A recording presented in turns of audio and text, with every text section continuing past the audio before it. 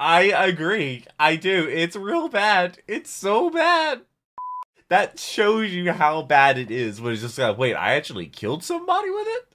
Generic control that goes. We're here back with some more Zesty Jesus reactions. Today we're reacting to TF2, the worst item in the game, which I believe is his most popular video. Zesty, if you're watching this, I appreciate the videos. You are fantastic at what you do. Go subscribe to him. It's the first link down in the description will be a link to the original video. He does comment on my videos, which is awesome. I will be streaming TF2 today at 5 p.m. Eastern Time. You want to check my reaction to last week's video, which was the newest Bad Weapon Academy, which was the Your Eternal Reward. I'll leave it right up there, and that'll also be linked down below in the description. Like I said, I will be streaming TF2 on Twitch at 5 p.m. 5 to 7 p.m. Eastern Time. Usually playing on Uncle Topia server, so it should be real fun. But this is actually quite a bit longer video, so the thumbnail is fantastic. No wonder why I got 750,000 views. Zesty, that is awesome. I wish I had a video that was that popular, but you deserve every single view, which is awesome. Shout out to patrons. They allow me to have a paywall on channel because I'm here to make you smile, not make you pay. They get the videos a day early and allow me to have a paywall on channel, which I'm completely against paywalls and they will never be on my channel. So I'm really excited to get in this. I hope you are too. Thank you so much for being here. Hopefully I can make your day just a tiny little bit better. But let's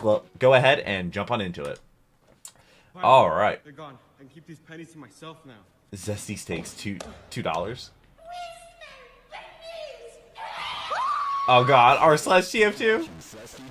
The gas passer is the worst item in the game. No, yes, MVM is good. The worst item in the game. It doesn't even work half of the time. And the lower health no. Mike, the tank is the worst weapon in the game. They're at least usable. How can this rusty canister of fluorescent horse piss be worse than any of the other favorite punching bags in the community? How do I know that the gas passer is bad? Covering the worst item in the game popped into my head, and I was like, man, this is a great idea for a video. I did the best item in the game. Yeah, which was actually my last Zesty Jesus video I reacted to. I looked around on YouTube and also check out the original video, top link in the description. Saw that the concept of worst items or bad items in TF2 has been Bad Weapon Academy. Which way down to Sunday. I haven't been for that. I watched a few of these videos, and I found that most of them dance around several similar conclusions. This item is bad because 1.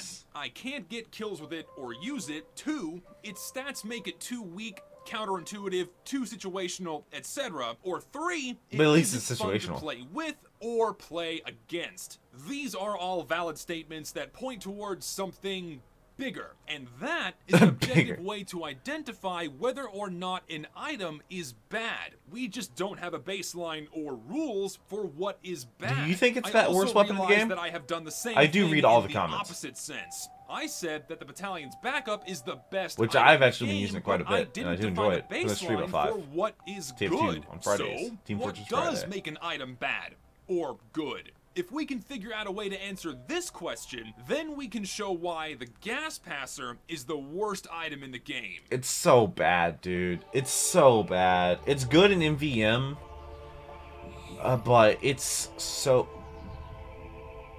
That is not a generic intro. You know, when I say generic intro, it's always been a, like, you know, like those little, like, montage things where it's kind of like they spin around and like they've like moved together and they have like a dubstep remix of a popular song. That's a generic intro that you can literally pay $5 for and somebody would literally just make your channel name on there. That's what when I say generic intro, that's what I'm talking about. So I just skip that and just say a generic intro as just kind of like making fun of it. I don't think I've ever like actually explained that in the video before. So, what there's, like, is the baseline? So many videos I've done. What is the definitive good benchmark by which all items should be compared? I deliberated heavily on this question for a while, and after a lot of thought and conversations with other players, I developed 4 rules that should clearly define whether or not an item is good or bad. I attempted to keep these rules as simple and objective as possible. But me just being one guy, it was inevitable that some of my own biases leaked out into their development. So take what I say from here on out with a grain of salt. Sexual Tyrannosaurus. That's a 7 days to die. Use of examples. So let's get started with rule number 1. Does the item do what the stats say it's supposed to do? Is the item consistent in its design? Is it reliable in that its stats work? And is it not unlike Hit broken Rag. to a point where it affects that consistency? An item that abides by this rule will always work and deliver the same result in almost every scenario you use it in. The best examples of items that fit this rule are most the Zesty weapons. When you pick up a stock weapon, you know what it's going to do. Their functionality is clear, predictable, and always works. An example of an item that violates this rule is the Sandman. The Sandman is bugged. More specifically, the slow effect in TF2 is bugged. You can negate any slow effects by strafing rapidly. It's a bug that's existed for years. Really? So when you pick up the Sandman, you do deal the same amount of melee damage and receive 10 less max health, but you don't always get that slowing effect. It's bugged. So you can strafe? Not consistent. You don't always get the same result. Therefore, it's not reliable. You don't know if it's learn something new every day, I guess. Or not. Rule number 2. I guess if I ever get... Is the item well balanced? Is the item good in most scenarios, but weak in others? Do its downsides adequately balance out its upsides? The item must also abide by trickle-down balancing. If the item is balanced for the highest levels of play, then it's probably fine for everybody else. For example, the Cloak and Dagger. You sacrifice your ability to move great distances while invisible because you can't pick up ammo while cloaked, and your cloak drains faster. But you can remain infinitely cloaked while standing still. It's powerful in that you can wait indefinitely for the right moment to strike, but you can't be so mobile as to follow your target if needed. It's weak in some scenarios, but stronger in others. It's a balanced favorite for new and veteran players alike. An item that is not balanced in accordance with this rule is the Wrangler. Just by changing to your secondary, you can triple the health of your sentry gun, double its damage output, infinitely extend its range. A brief note in post here because I forgot a couple of things. 1, your sentry gun also gets aim assist, and 2, even the Blue Yeti, better, what I used to have. Despite the stats saying that your gun takes 66% less healing per swing, when the shield is up, your sentry's healing is effectively not reduced because your sentry also takes 66% less damage. In this clip, I used 11 metal to heal for 33 health, but with a 66% damage reduction, that's effectively 99 health, not 33, or the amount of health that I would have healed the sentry gun for were the shield down and me using 33 metal instead of 11. So there's effectively no healing penalty. No, because it had shield up. But it has to have the Wrangler shield up, I guess. The only downsides are that the game doesn't aim for you. Mostly, you lose your pistol, and your sentry is disabled for 3 seconds after you stop wrangling it. But it can be immediately re-wrangled at any time and healed. At lower skill levels, the Wrangler is really good. But at higher skill levels, this item can be, quite frankly, fucking broken. Its upsides are not appropriately balanced by its downsides. Oh, look at the scout. Rule number 3. Does the weapon promote the skillful development of the player? Does the item rely this whole on the skill effect of the just reminded me of like a laser tag arena? Does it like when you get in the rely rules. on too many external or niche factors to be used effectively? Weapons that fall into this category primarily rely on the skill of the player to sun on a stick. And rarely rely on things that are outside of a player's control. It makes the player want to get better at the game and rewards them appropriately for doing so. For example, an item that falls into this category is the Mad Milk. Its benefit, which is returning health from damage dealt, relies on the player's ability to hit shots with their primary weapon, and knowing the right situations to use the milk in to benefit himself and his team. The usefulness of the Mad Milk is entirely within the control of the player, and it rewards the player appropriately as he builds up skill. An item that does not fall into this category is the Sun on a Stick. Its utilities, which are a 15% resistance to fire when active and critical hits on burning players, it's another really bad weapon. Rely entirely on the presence of an enemy pyro, but a pyro on the player's team as well. These that are you're just around. things that are outside of the player's control. The usefulness of the Sun on a Stick relies but it's so entirely like on not external even factors that crazy. Work, and its effectiveness does not adequately evolve with the player. Oh, he almost made it there. And most importantly, rule number 4: is the item fun? Does it give you that dopamine kick when you use it? And probably equally as important, do I mean, it is still in have VM fun and not feel cheated when they have to play against it? If it's the not robot's fun, really fun. why bother? A clear-cut Wait, sign who of is a that? bad item is when Oh, that's the dude players from don't want to Nintendo. use it because I they remember that don't when I find it rewarding reacted or to the Smash satisfying. trailers. Items should also not make players feel cheated Reacted or time at with an a dead rat. unfair disadvantage when they are Did he fighting get against Linus? it. An example of an item that abides by this rule is, guess what? The loose cannon. This weapon has I've an actually interesting enjoyed that mechanic thing. rewards players for good timing and aim, and it's very satisfying. I've to play. only actually You get a been using this huge thing for the past dopamine couple kick when weeks. you I've land a actually double enjoyed dunk. it. And when players quite a get lot. hit by it, they don't think, "Oh man, that's a lot harder horseshit." than you think. They think, "Damn, Wow. I just got double dunked." Because everyone knows that consistently landing double dunks is It's very challenging, but very fun. And It what is. should be a surprise to no one. An item that does not satisfy this rule is I've never the used short that thing. circuit. Oh jeez. Balancing aside, when players I've are at never the used receiving that thing. end of the short circuit, they do not consider it fair and fun. Having your skill, which is the ability to shoot in a first-person shooter, suddenly turned off because you are at the mercy of What does it someone even else do? operating the switch, a switch that is also completely out of your control, is not Is it something zap that them or most something? would consider fun to play against. No player feels rightly defeated when they die as a result of the short circuit. I can't even Most say I've feel ever been cheated hit by out of a one, 'cause fair fight. nobody uses They it. think, why should the engineer, his sentry, and his team be allowed to fight and defend themselves when I can't?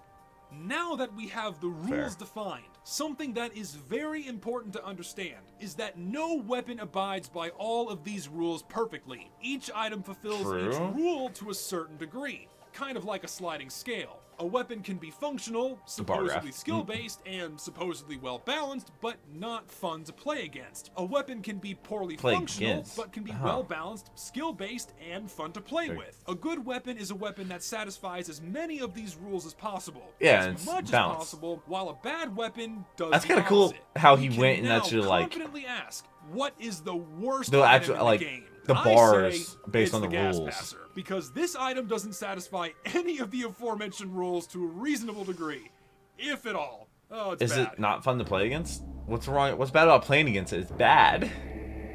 Warning: following prior gameplay may upset some viewers. Some inordinate amount of WM1 out of necessity. WM1. Just start a religion. Bitch on fire and everybody freaks out. All right. A gun Fuck shop. it. Rule number 1.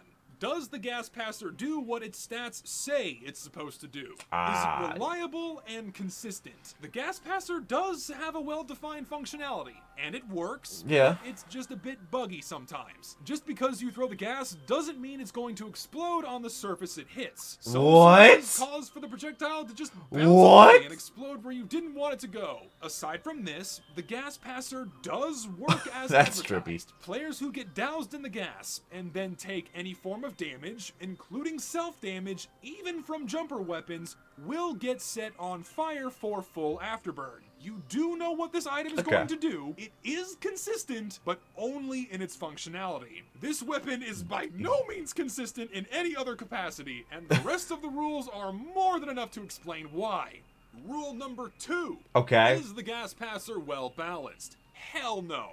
The gas passer is not well balanced. This item's It's bad. upsides are nowhere near good enough to balance out its downsides. Why? No. The gas passer is Especially when you have largely things like scorch ineffective, shots. inconsistent, and frankly unavailable most of the time because it charges so damn slow. Most of the time spent using the gas passer is 15 spent waiting for it to charge. 15 times This is speed. because the gas passer's recharge follows a set 1-minute timer that is not refilled by respawns and resupply lockers. Alternatively, dumb. you can deal 750 damage to bring the gas passer up to a full charge. 7.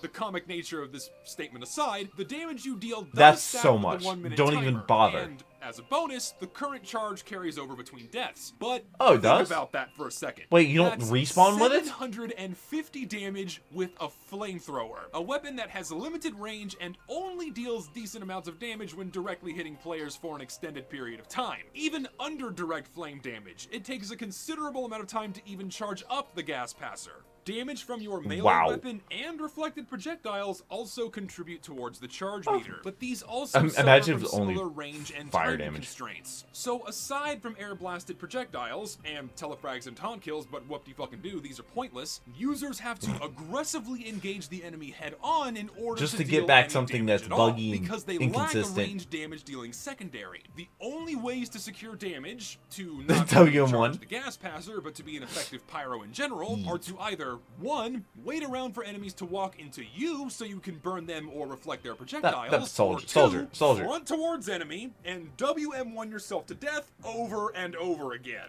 Unfortunately, the WM1, aka death by aggressive suicide option, is by far the most effective way to charge the gas passer, because this way, you can charge it within a reasonable amount of time so it has some tangible impact. Tangible in that the gas managed to deal some damage because it finally had an opportunity to be used. These downsides aside, let's think about the trade-off for how much damage you have to deal for how much damage you can get in return. That's 750 damage. That is a meme. Okay. Or 80 damage over the course of 10 seconds to a single player. But Afterburn can be shortened by health packs, healing sources, other pyros who extinguish the flames, other items like the Mad Milk, the Girardi, the gas passer itself, wetting mad etc. The gas itself can be removed by healing, charging as Demo Knight, or getting wet. And the gas isn't reapplied if an enemy walks through the gas cloud again. So it's literally only during the splash range. Best case scenario, say you douse the entire enemy team, a full stack of 12. That's potentially 960 damage, assuming, and this is a big assumption, that all 12 players just never gonna happen. Then take damage to get set on fire, the entire length. Touch no health packs, don't get healed, and don't get extinguished over the course of 10 seconds. This just doesn't happen. No, most of the time, it's so you don't even manage ridiculous. to set anyone on fire. And even if you do, it's usually only 1 or 2 people, and they typically take only about half the total afterburn damage because they go and heal up. Always find a way to get extinguished. Ultimately, you trade 1 unless you're playing with me and on pyro and I don't extinguish or because I'm 750 damage from your limited range primary and melee weapons for an inconsistent throwable projectile that almost always deals less than 80 damage or no damage at all. The gas passer is not well balanced. No. Rule number 3. Does the gas passer promote the skillful development of the player?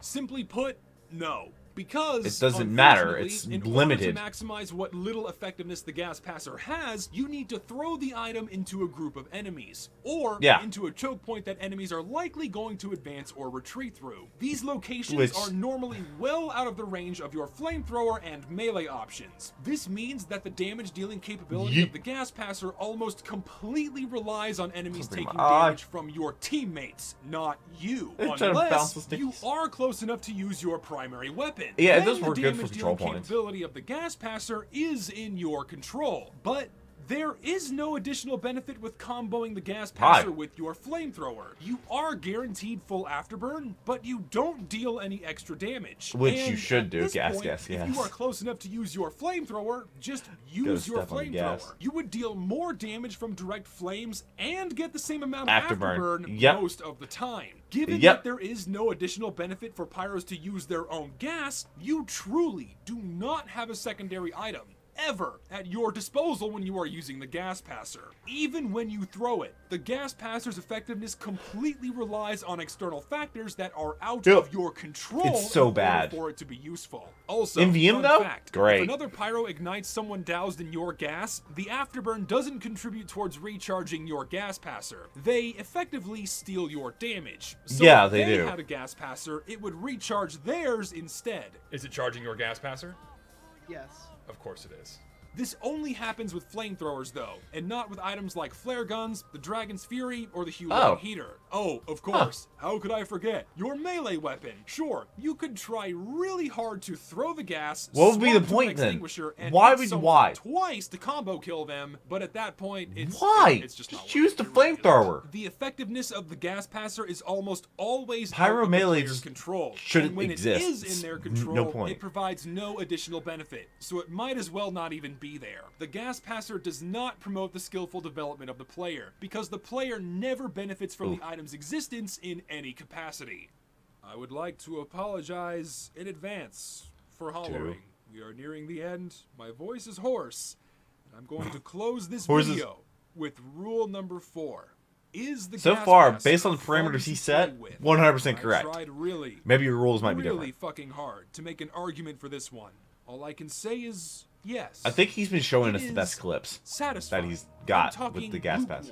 Tepid levels of satisfying to land a good gas passer throw. Good, quote unquote. And you might have a slight intimidation factor against the enemy team because they see big green gas cloud and go, oh shit, I can't walk through that. But beyond that, no.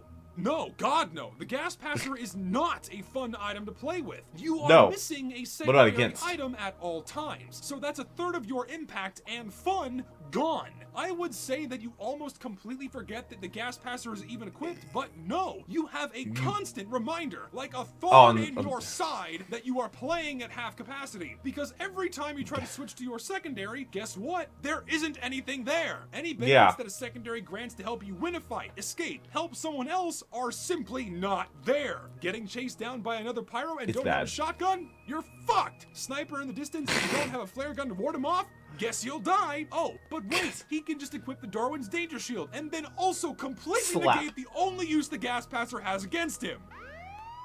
High impact pyro gameplay. This makes the gas passer not fun or satisfying to use in any capacity because it just doesn't work as a weapon, a support item, a utility, anything because of how slow and unimpactful You can extinguish your teammates though.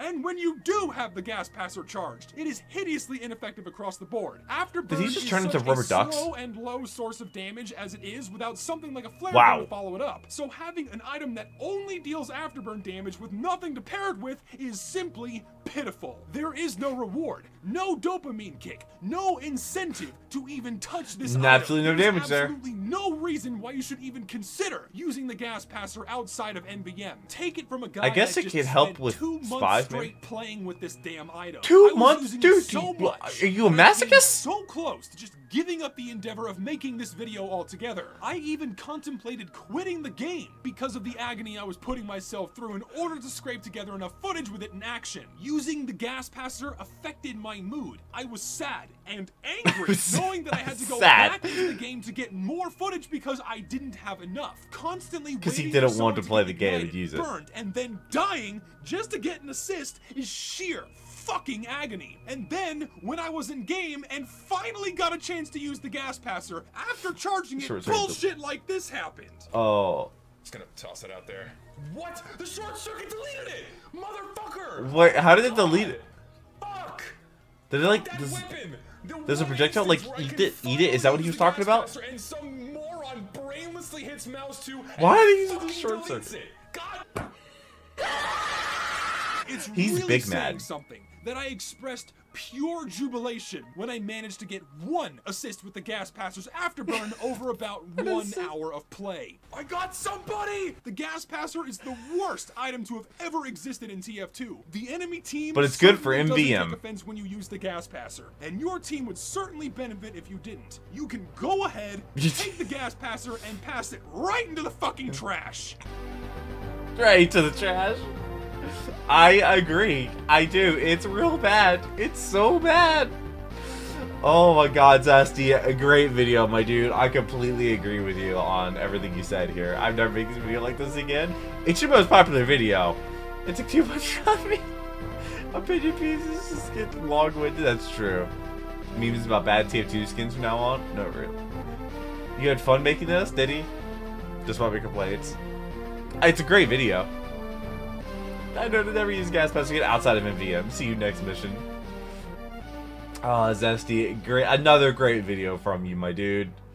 Oh, dude. If you're in the comment section, thank you for being here, dude. Thank you for the video.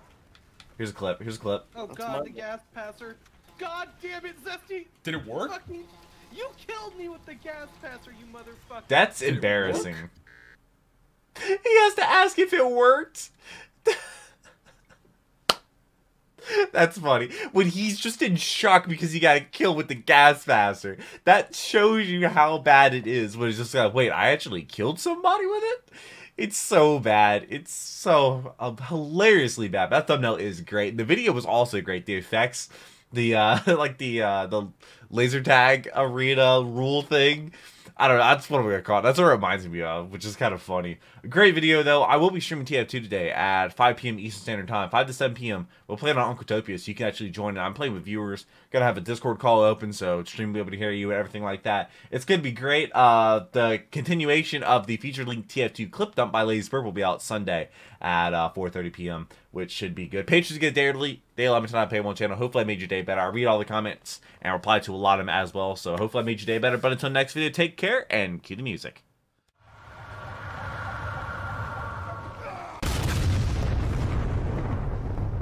We were playing asshole.